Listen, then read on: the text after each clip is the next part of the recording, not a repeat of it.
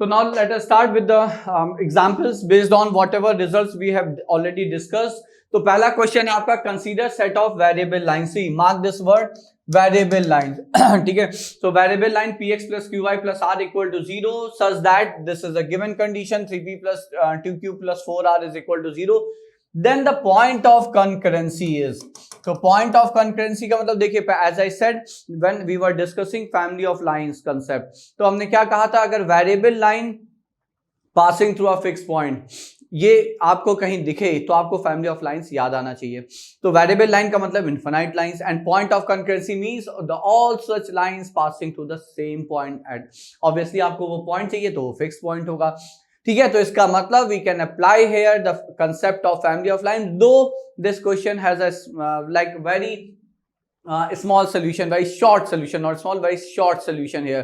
ठीक है, but that trick I will discuss in the like later. but पहले हम आपको conceptually समझाते हैं कि इसको approach कैसे करना है, but trick जब बता देंगे तो obviously आप फिर concept पे आपको कोई मतलब नहीं रहेगा, आप आंसर तुरंत दिख जाएगा आपको. ठीक है, so let me discuss it first. so देखिए, अगर हमें इस equation of variable equation of line को फैमिली ऑफ लाइंस के फॉर्म में लिखना है पहले, then only we can get that fix point through which this variable infinite many lines are passing. तो कैसे लिख सकते हैं, with the help of this one. तो अगर हम यहां से r की वैल्यू चाहें तो r is nothing but 3/4p plus q by या 2q बाय 4. ठीक है, तो ये minus times. Now put this value of r here, so you will get this entire equation. So px minus 3/4p plus qy minus 2q by 4 is equal to 0. Now collect the terms for p at one place, so it's x minus 3/4, and the terms of q at one place, so it's y minus half equal to 0. Now since p and q like either one of them has to be non-zero, दोनों तो zero हो नहीं सकते बच्चों, भी हमें पता है लाइन की इक्वेशन है. ठीक है, तो कोई ना कोई एक तो नॉन जीरो होगा, तो हम मान लेते हैं p is non zero divided by p. तो अगर हम इस पूरी इक्वेशन को p से डिवाइड कर दें, you will get x minus 3/4 plus q by p. Now q and p both are unknown, तो उनका रेशियो भी एक अननोन है, y minus half equal to 0. Now if I wish we can compare it with L1 plus lambda L2, L1 plus lambda L2 equal to 0. तो ये हो गई आपकी L1 एक लाइन की इक्वेशन. तो यहां पे हमने लिखा कि L1 है आपका x minus 3/4 equal to 0, L2 है आपका y minus half equal to 0.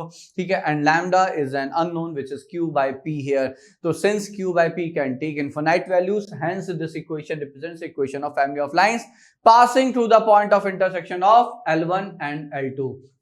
तो L1 L2 का पॉइंट ऑफ इंटरसेक्शन क्या है, so point of intersection of L1 and L2. तो यहां तो सॉल्व भी नहीं करना है बच्चों, क्यों, क्योंकि x इज इक्वल टू 3/4 पहली equation, y is equal to half दूसरी इक्वेशन, तो पॉइंट आ गया आपका 3/4 half. So this is that fix point, the point of concurrency for those infinite many lines represented by your variable line px plus qy plus r equal to 0. तो ये हो गया, this is how you can apply the concept of family of lines.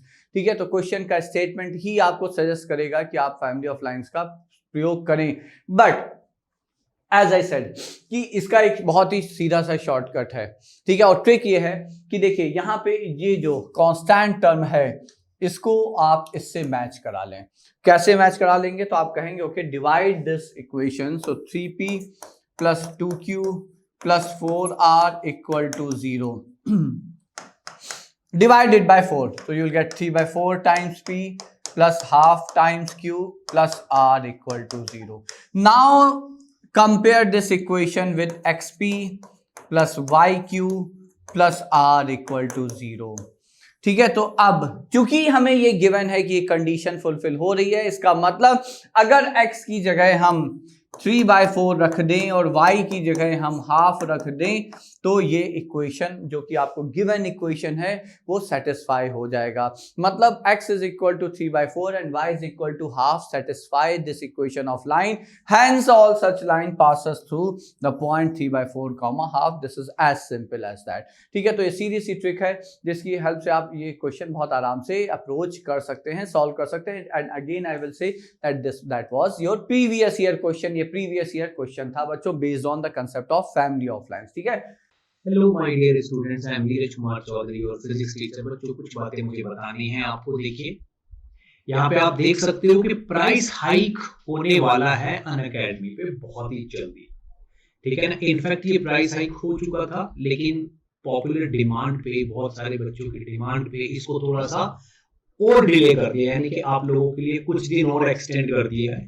ठीक है ना, तो आप अभी पुराने प्राइस में ही अपना सब्सक्रिप्शन परचेज कर सकते हो। ठीक है ना, तो do it as soon as possible. ठीक है बच्चों, एक ऑफर और है IIT JEE का प्लस सब्सक्रिप्शन ऑफर। इसमें क्या है, अगर आप 12 मंथ का सब्सक्रिप्शन खरीदते हो तो आपको 2 मंथ का फ्री मिलता है, और अगर आप 24 मंथ का खरीदते हो तब भी आपको 2 मंथ का सब्सक्रिप्शन फ्री मिलता है, एक्स्ट्रा एक्सटेंशन। ठीक है बच्चों, तो ये बहुत ही अच्छा ऑफर है। 2 मंथ का सीधे सीधे आपकी सेविंग है। ठीक है ना, एज सून एज पॉसिबल आप इसको जल्दी से जल्दी ग्रैब कर लीजिए। Okay, IIT JEE iconic subscription. ठीक है बच्चों, अगर आप बच्चों आइकॉनिक सब्सक्रिप्शन लेते हैं तो आपको आपके घर पे, ठीक है ना, study material free of cost मिलेगा। आपके घर पहुंच जाएगा स्टडी मटेरियल अगर आप आइकॉनिक सब्सक्रिप्शन लेते हो। ठीक है ना, जो कि 12 मंथ का, 18 मंथ और 24 मंथ का अगर आप लेते हो तब ये ऑफर आपके लिए फ्री है। समझ लीजिए, आपको अनअकैडमी के branded notes free of cost आपके घर पे मिलेंगे। ठीक, नेक्स्ट देखिए। Okay, crack Unacademy Prodigy scholarship test. बच्चों 11 करोड़ तक के अवार्ड्स इसमें रखे गए हैं, जो कि 14 to 15 अगस्त को होना है। ठीक है ना, और डेली प्रैक्टिस टेस्ट भी है इसमें, जिनमें डेली एक विनर को आईपैड मिलेगा, जो कि 12 जुलाई से डेली हो रहा है। ठीक है बच्चों, इसी में आपको एक चीज और बता देता हूं मैं, अगर आप टॉप 2 में एग्जिस्ट करते हैं, ठीक है ना, टॉप 2 में एग्जिस्ट करते हैं तो आपकी फर्स्ट ईयर की कॉलेज फी अनअकैडमी स्पॉन्सर करेगा। ठीक है बच्चों, जो कि बहुत ही बड़ी अमाउंट होगी। ठीक है, नेक्स्ट, अगर आप 1 to 10 रैंक में आते हो, ठीक है ना, तो आपको मैकबुक मिलेगा, और अगर आप 11 to 15 रैंक में आते हो तो आपको iPhone 12 मिलेगा, और 15 से लेके, यानी कि 16 से लेके आप 20 की रैंक तक आते हो तो आपको एप्पल का आईपैड मिलेगा। 21 से लेके 50 रैंक तक आपको इको, और 51 से लेके 100 रैंक तक को अमेज़न के वाउचर्स भी मिलेंगे। ठीक है बच्चों, तो ये बहुत ही बेहतरीन ऑफर है। एज सुन एज पॉसिबल अगर आपने रजिस्टर नहीं किया तो प्रोडिजी के टेस्ट के लिए आप रजिस्टर कर लीजिए, और ये इनाम मिलने के बहुत चांसेस बनते हैं, क्योंकि पूल अमाउंट बहुत ज्यादा है। ठीक है बच्चों, तो इसी के साथ मैं आपसे विदा लेता हूं, और जब भी सब्सक्रिप्शन लोगे तो NKC सर लाइव कोड डालना मत भूलिएगा, इससे आपको 10% का डिस्काउंट भी मिल जाएगा। ठीक है बच्चों, थैंक यू। चलिए आगे बढ़ते हैं। Now the second question, very simple one, but I took it just because it's a previous year question। कई बार एक सिंपल सा क्वेश्चन इसलिए भी लेते हैं, बहुत ही सिंपल क्वेश्चन लेने का पर्पस है so that you all should know कि it's not like that difficult an exam। जितना IIT JEE का जितना बड़ा आपके मन में एक साइकोलॉजिकल फियर बैठाया गया है या बैठता है नहीं वो exam.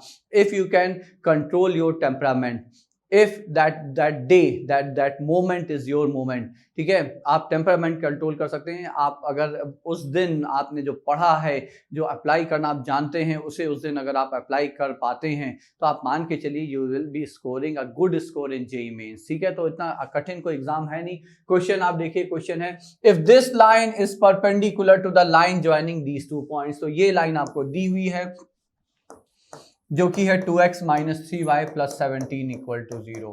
Now this is perpendicular to the line joining these 2 points। तो मान लीजिए just like randomly I am putting the points here. तो हमने कहा P है आपका 7,17 and Q is nothing but 15, beta. Now since these two are perpendicular, हमें पता है कि स्लोप्स, तो इसका स्लोप कितना है -a/b विच इज 2/3 हियर, और इसका स्लोप कितना है, तो इसका स्लोप हो जाएगा आपका 17 minus beta over 7 minus 15 which is -8. Now we know since the lines are perpendicular, so the product of slope, so that means 2/3 into 17 minus beta over -8, if I am correct, yeah it's -8 is equal to -1। ठीक है, अब आप उधर जाके जब solve कर लेंगे तो ये हो जाएगा 34 minus 2 beta is equal to 24। तो 2 बीटा हो गया आपका 10 और बीटा की वैल्यू आ गई 5। So see such a simple question and a previous year question may be of 2019 और 18। ठीक है, इससे ज्यादा पुराना ये क्वेश्चन नहीं है। So that was this one and now the next one is two sides of a parallelogram are along the lines this and that. Now if you observe these two given lines, aren't they perpendicular बच्चों?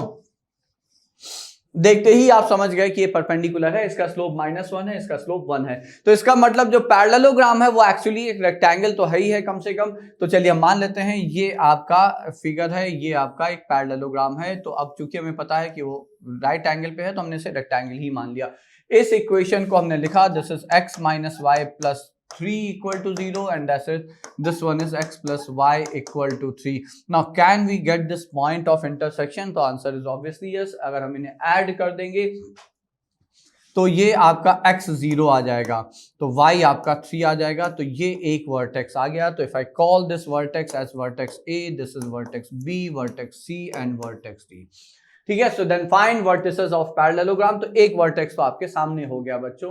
ठीक है, अब उसके बाद if the diagonals intersect at 2,4, तो 2,4 पे इसके diagonals, अब चूंकि पैरेललोग्राम है we know diagonals bisect each other, तो ये जो पॉइंट M है ये आपका 2,4 दिया हुआ है। तो ये देखिए यहाँ से C भी आपका डायरेक्ट आ जाएगा if I assume this to be like alpha comma beta. तो C कैसे आएगा, मिड पॉइंट फॉर्म से आ जाएगा। तो C हो गया आपका अल्फा प्लस 0/2, तो अल्फा बाय 2 हो गया आपका 2 यहाँ से, तो अल्फा हो गया 4। और इसी तरह से beta plus 3/2, so beta plus 3/2 using mid point formula which is equal to 4 here, तो बीटा हो गया आपका 5। तो फिर आपका कोऑर्डिनेट C के कोऑर्डिनेट्स हो गए आपके 4,5, एक पॉइंट, ये भी एक वर्टेक्स आ जाता है। सो आपका C भी आ गया। अब पॉइंट ये है कि can we find like B and D here? Answer is yes. How? The simple thing is अगर हम कुछ भी ना सोचें, बहुत ज्यादा कुछ भी ना सोचे बच्चों, तब भी हम क्या कर सकते हैं, हम ये कर सकते हैं कि can we get the equation of line this CD, तो this is parallel to this and passing to the point 4,5। तो अगर हम यहाँ पे इक्वेशन ऑफ CD लिखें, so equation of line CD, so since it is parallel to x minus y plus 3, तो हमने इसे यहाँ पे P मान लिया equal to 0 and passing through the point 4,5। ठीक है, अब इस पे अगर हम 4,5 पॉइंट सेटिस्फाई कर देते हैं तो 4 minus 5 is -1, तो ये इक्वेशन आ गई आपकी x minus y plus 1 equal to 0। अब देखिए अगर आपका x माइनस वाई प्लस 1 आ गया और ये है x plus y is equal to 3। ठीक है, तो x plus y equal to 3, I think that was the equation, isn't that? So x plus y is equal to 3. Now solve them and to get the vertex D, इस तरह से आपका vertex D आ जाएगा। तो फिर से अगर हम यहाँ पे ऐड कर देते हैं तो x आ गया आपका 1, तो ये हो गया x हो गया 1 और 1 हो गया तो y हो गया आपका 2। ठीक है, तो D आ गया। Similarly you can find the last vertex like which one is left, B here। आप B अब निकाल सकते हो, B फिर आप मिड पॉइंट फॉर्मूला से निकाल लीजिए, ये पता ही चल गया है 2,4 है ही है, मिड पॉइंट फॉर्मूला से भी आ जाएगा। Hence you can get all the vertices of this parallelogram, ठीक है, which happen to be rectangle here in this case at least। ठीक है, तो ये हो गया and that was again a previous year question। अब आते हैं, ये भी प्रीवियस ईयर क्वेश्चन है, थोड़ा सा डिफरेंट है बच्चों। क्वेश्चन ये है, if a ray of light like moving along x is equal to √3y strikes the x axis and get reflected from the x axis. ठीक है, तो इसका स्लोप है -1/√3। तो ये है आपकी रे ऑफ लाइट ऑब्ट्यूस एंगल बनाती हुई, जिसकी इक्वेशन आपको दी है। So it's moving along, incident ray है, it's moving along this line. ठीक है, तो जिस लाइन के अलॉन्ग ये इंसिडेंट ट्रैवल कर रहा है उस लाइन की इक्वेशन आपको दी है. Now it strikes the X axis at some point A and gets reflected from here. हमें इस रिफ्लेक्टेड लाइन की इक्वेशन या रे जिस लाइन के अलॉन्ग रिफ्लेक्ट होके जा रहा है, we need equation of this line. Now how to approach it. ठीक है, अब देखिए वैसे तो बहुत सारी चीजें हैं, आपको ऑप्टिक्स से अपने 10th क्लास के ऑप्टिक्स से भी लाइट वाले चैप्टर से पता होगा, बाकी भी यहाँ भी पता होगा कि this angle is equal to this angle. ठीक है, and hence this angle is equal to this angle. ठीक है, लेकिन अब देखिए अगर हम यहाँ पे एक चीज कहें कि आप इसे थोड़ा सा पीछे एक्सटेंड करें. ठीक है, so if I extend this point a bit like away on the other side of the mirror x axis. ठीक है, अब अगर इस पे कोई पॉइंट आप एज्यूम करें तो उसकी mirror image on the X axis इस पे आ जाएगी बच्चों. ठीक है, और उसी के साथ साथ ये जो पॉइंट ए है ये point of intersection of the incident ray with the X axis है, और चूंकि एक्स एक्सिस पे वाई कोऑर्डिनेट 0 होता है तो ये पॉइंट है आपका √3,0. ठीक है, now can we like assume any point P on the incident. Yes, we can very easily assume that. हम कोई भी इस पे पॉइंट पी मान सकते हैं बच्चों. तो मान लीजिए अगर हमने वाई को यहाँ पे लेट्स से हमने वाई को 1 रख लिया. ठीक है, तो अगर y को 1 रख लिया तो put y is equal to 1 in the given equation. तो x हो गया आपका 0, तो हमने मान लिया आपका पॉइंट p हो गया आपका 0,1. So therefore its image, so therefore Q is like its image on the x axis. तो वो आपसे साथ तो सेम रहेगा, बस ऑर्डिनेट का साइन पलट जाएगा, Q हो गया. अब बात ये है कि जो रिफ्लेक्टेड रे है that passes through 2 points A and Q. So your reflected ray is passing through, so your reflected ray is passing through the points A and Q. Hence the equation is using 2-point form of equation of line. So the equation is, एक point है आपका, this is 0,-1 and √3,0. तो if I write it here, तो आपका एक point हो गया आपका Q which is 0,-1 and A is like √3,0. So the equation is like y minus y1. तो y plus 1 is equal to y2 minus y1, तो plus 1 over x2 minus x1, तो √3 into x minus 0. So what's the equation? So it's √3y minus x plus √3 equal to 0. So that's the equation of reflected ray. देखिए एक छोटा सा concept जो हमने यहाँ पे यूज किया वो ये है कि देखिए ये जो रिफ्लेक्टेड रे अगर हम इसे एक्सटेंड करेंगे and you consider this point, तो एक्चुअली ये इसकी मिरर इमेज है. इस वाले पोर्शन के अबाउट आप mirror image x axis about लेंगे, आपको रिफ्लेक्टेड रे का पीछे का एक्सटेंडेड रे या लाइन है वो मिल जाएगी. ठीक है, so consider any point on this incident ray and take its mirror image on the X axis. You will get a point on the reflected ray, extended part of the reflected ray. और चूंकि ये point हम निकाल सकते हैं, एक बार 2 point आ गया, आपका इक्वेशन ऑफ रिफ्लेक्टेड रे आ जाएगी. Now let us come to the 5th question and the last question here. A point P moves on the line. ये भी आपका प्रीवियस ईयर क्वेश्चन है. A point P moves on this line. तो हमने मान लिया ये लाइन है अपनी which is 2x minus 3y plus 4 equal to 0.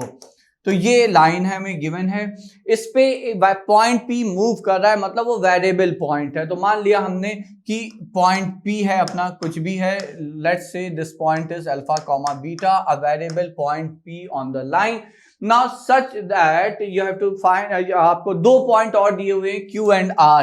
तो एक पॉइंट Q आपको और दिया हुआ है which is like 1,4 and there is another point R which is like how much 3,-2. ठीक है, अब आपको क्या करना है, you have to find locus of this the locus of centroid of this triangle. तो आपको इसके इस ट्रायंगल PQR के सेंट्रॉइड का लोकस चाहिए. और अगर आप लोगों को याद है तो पता होगा कि जिस पॉइंट का लोकस चाहिए, normally in by standard convention we assume that point to be h, k. तो जिस पॉइंट का लोकस चाहिए हमने उसे h, k मान लिया बच्चों. ठीक है, तो अब सबसे पहले g के कोऑर्डिनेट्स लिखते हैं. तो g के कोऑर्डिनेट्स क्या, x1 plus x2 plus x3/3. तो अल्फा प्लस 3 plus 1, तो अल्फा प्लस 4/3 कॉमा y1 तो बीटा प्लस 4 माइनस 2 तो beta plus 2/3. Now this we have assumed to be same as h comma k. ठीक है, तो h कितना बच्चों, तो h हो गया आपका अल्फा प्लस 4/3. ठीक है, और यहां से अगर हम अल्फा निकालें सो दिस इज 3h माइनस 4, तो ये एक आ गया. ठीक है, similarly k is beta plus 2/3, so and your k is beta plus 2/3. तो यहां से if you try to get beta so will get it as 3k minus 2, तो ये बीटा आ गया आपका यहाँ पे. ठीक है, now what about alpha and beta, so we are given that alpha and comma beta is any point on the given line 2x minus 3y plus 4 equal to 0. Since alpha comma beta lie on the line 2x minus 3y plus 4 equal to 0, hence they should satisfy this equation. So if I put the value of like alpha here, which was, how much was that, 3h minus 4, so it's 3h minus 4, and then the value of beta, which is like 3k minus 2 plus 4 equal to 0, and that gives you a relation involving only h and k and no other unknown is involved. ठीक है, तो अब अगर आपका आता है तो ये हो गया 6h minus 9k, और ये हो गया माइनस 8, और ये प्लस 6 तो माइनस 2, और प्लस 2 तो ये plus 2 equal to 0. Now you all must be knowing it कि जैसे ही आपका h और k में इक्वेशन आ गया and it has no other unknown there, so then you what you do, you replace h by x and k by y. तो equation आ गई 6x minus 9y plus 2 equal to 0. So that is the locus of centroid of the triangle that is formed with the help of a variable line which lie on this variable point which lie on this line and two given points. ठीक है, तो at last before we end this video, locus क्या होता है, तो locus is the path. Locus actually वो path है जिसमें कि कोई भी वेरिएबल पॉइंट मूव कर रहा है under a given constraint, restriction और कंडीशन. ठीक है, तो अगर देखिए g है, g आपके g पॉइंट वेरिएबल है लेकिन फ्री होके मूव नहीं कर रहा है रैंडम, उसके मूवमेंट पे रेस्ट्रिक्शन है, और रेस्ट्रिक्शन ये है कि जी सेंट्रॉइड है, और वो जो सेंट्रॉइड है वो डिपेंडेंट है इस वेरिएबल पॉइंट के मूवमेंट पे. तो जैसे जैसे ये पॉइंट इस लाइन पे चलेगा जी उसी के साथ अटैच है, तो there is a restriction on the movement of जी, a variable point. So if a variable point moves in space और on the plane following mathematical restriction और condition, then the path traced by that point is called its locus. और चूंकि हम path trace नहीं कर सकते तो हम क्या करते हैं, हम लोग उस जो पाथ है कोई ना कोई तो कर्व हो गई, उसकी इक्वेशन निकालने का प्रयास करते हैं, और जो इक्वेशन आ जाती है फिर हम कह देते हैं देखो भाई ये लोकस है. अब अगर हमें दिख रहा है ये कर्व कौन सा है तो हम कह देंगे लाइन है, लेकिन हो सकता है एक ऐसी इक्वेशन हो जाए जो कि नेम्ड कर्व हमारे लिए हो ही नहीं, तो हम कह देंगे भाई ये कर्व है, बस ये इक्वेशन. अब ये जो भी कर्व रिप्रेजेंट कर रहा है यही पाथ होगा जिसपे की वेरिएबल पॉइंट चल रहा होगा. So that was the definition of locus, and this is how we understand locus.